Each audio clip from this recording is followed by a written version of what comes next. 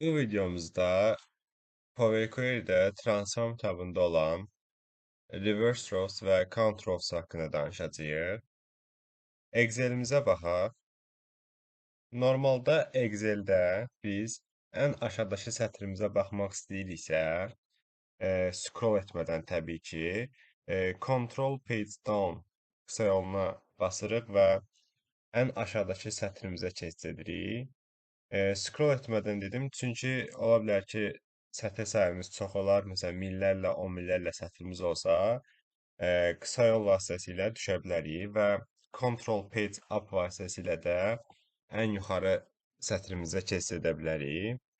Lakin Power Query-də belə qısa yollar yoxdur və əgər sətr sayımız çox olarsa, scroll etmədən ən aşağı sətri görməyimiz çətin olur. Və buna görə də reverse rows funksiyasından istifadə edə bilərik. Gördüyünüz kimi şəkildən də ən üstdəki sətr, ən aşağıdakı sətirlə, yəni yerlərini dəyişir. Reverse rows ümumilikdə cədvəli tərsinə çevirir, yəni sətirlərini. İlk sətrimiz sonuncu, sonuncu sətrimiz isə ilk sətr olur. Bunu istifadə edək və gördüyünüz kimi sətirlər yer dəyişmiş oldu. Yəni tərs ardıcıllıqda düzüldü. Count rows nə edir? Count rows bizdə cədvəldəki sətirlərin ümumi sayını göstərir.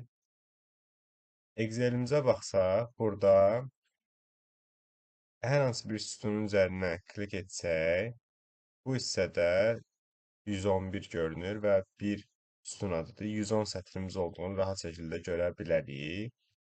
Həmçinin Power Query-də bu hissədə sətrimiz görünür. Bundan da əlavə bizdə count rows funksiyasına klik etsək, ümumi bizdə neçə sətr varsa, onu rəqəm şəklində bu hissədə göstərir.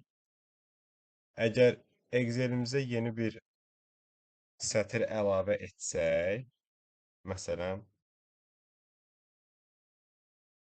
və bunu digər məlumatları doldurmayaq, save edək və Power Query-yə keçib refresh etsək, həm burada sətr sayı yenilənmiş olur, həm də count rows bassaq, görəcəyik ki, sətr sayı yenilənmiş oldu.